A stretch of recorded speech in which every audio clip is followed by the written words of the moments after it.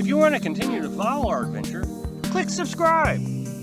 So you don't miss anything, click the bell notification. So this is going to be our last day in Texas. We're getting ready to head off into New Mexico. We've been in Texas now, I guess, almost 2 months maybe. So, and we've had a really good time. Texas has been really good to us. We started out with a county park, had water and a bathroom.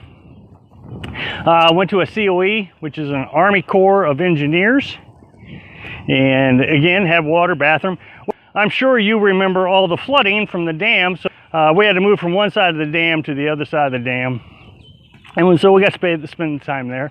Again, water, bathroom. And then we had to move to the other side. Of course, there wasn't water, but there was a bathroom. What was neat about it was there was a gas station just up the hill that had realized that campers were still going to need water. So what they did was they put out a hose and said, water for campers. So we were still able to get some water, even though the water side of the dam. Then we came to the west side of Texas, and there are city parks. Stay anywhere from 3 to 5 days. Has free electric, free water. Most of them had a dump station. There was only one that didn't have a dump station. Several of them had a dump station right at your camp spot. And one of them had free Wi-Fi. So, I mean, it's been a really good month over here on this side of the Texas. And as a result, Texas has gotten quite a bit of revenue from us, which is why I think they do it. They I think for some reason want you to come and spend time in their city, so you'll spend money. And a couple big item purchases that we made in Texas. We bought tires for the truck, and then we bought a generator. So Texas has got some revenue from a traveler. Now it's my understanding that money that comes in from outside of the state, such as travelers, is kind of like almost double the money or something to that effect. You spend money at a store in your town, and then you go work in town, and that money comes right back into your pocket, and so it just kind of circles around. So $20 equals $20. But when money comes in from out of town, it's kind of like $20 equals $40 or something to that effect. I don't have all the specifics on it, but I read an article on that once. And of course, we went out to eat several times. And of course, we tried to visit the local shops, not the chain stores. Texas has been easy from the very get-go. From the strategic planning of when we were in Florida, we were trying to plan out our summer adventure. And I was, thinking, okay, we just spent a couple days in Texas, maybe a couple weeks in Texas. We go from Florida to Mississippi, Texas, New Mexico, Arizona. That was kind of the idea because we want to go to North Rim, Grand Canyon. Well, it turns out that we've spent a lot more time in Texas than originally planned, because when I started researching right from the beginning, I saw how many campgrounds that had everything we need. Water, easy access to internet. I think when you get out into the National Forest, I don't think is worried about the revenue that you bring into the state, because the National Forest is a federal program. So they're more than happy to kick you out without really thinking about it. Okay, you've been here, get out, that kind of thing. Whereas in Texas, it's real inviting. There's not a lot of national forests in Texas. I've done a little research on this. When Texas broke away from Mexico, it became its own country for a few years.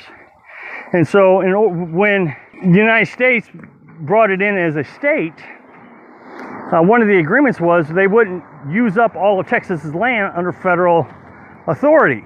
So there's very little federal land in Texas. So Texas does it all by themselves. And man, it's been so easy. So the planning stages were easy. But the backup plan has been easy. I'm telling you, it would have been a nightmare if we'd have been anywhere else and we'd have had the problems that we've had. We had to get new tires. We had to do that somewhere else. That would have been a real challenge. Let's say, we'd been in a campground for a week.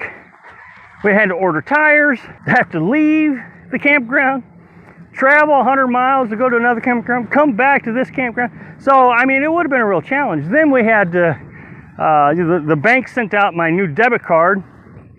So that was a week, having to do the same thing. Anywhere else, this has been a real challenge. Planning is a big part of this lifestyle. It just has to be. So when these emergencies pop up, you can just fall back on your backup plan, or you can reroute yourself a little bit. You know where everything's at. You know where the internet is. You know where you can stay. I saw a post on Facebook today. It says, we're starting our full-time RV adventure this weekend. Is there any good camping spots in Utah? And I went, whoa. You know, that always worries me when I hear things like that. So I replied back, I said, you know, it's kind of scary to think that you're getting ready to change your entire lifestyle without knowing where you're going to be sleeping this weekend. Yeah, you can tell that this is just one of these newbie things. Okay, I'm just going to go do it and off we go, without really recognizing the dangers of just off we go without a plan. You know, of course, this person responded back, it's not about the destination, it's about the journey. Until the journey decides to bite you. And trust me, the journey doesn't have any problem biting you. The only way I think you could actually say that statement is if you have unlimited revenue streams. You know, I was talking to Carolyn, I said, you know, what happens if we get into New Mexico and it's not what I think it is? And, you know, what happens if the campground isn't open, or you can't find the campground, or there's some problem? Something happens and it slows us down, a flat tire, you know, it's something. What are we going to do? And she says, well, I guess the worst came to worst, and we've talked about this before. We can go to a hotel room for the night, get ourselves situated. Yeah, that's great. But remember, a hotel room is $80. $80 for one night. Of course, you can go to an RV park, you know, if they'll take us. The problem with ours is not many RV parks will take us because we have a homemade truck camper. A lot of RV parks won't take a camper that's homemade or over 10 years old or that kind of thing. But when you live on a budget, planning becomes a critical part of it so you don't overspend yourself. If you don't overspend yourself, you can stay out here a very long time. Think about planning if you want to do this for long term. Thanks for watching. Click like if you like the video. Happy travels.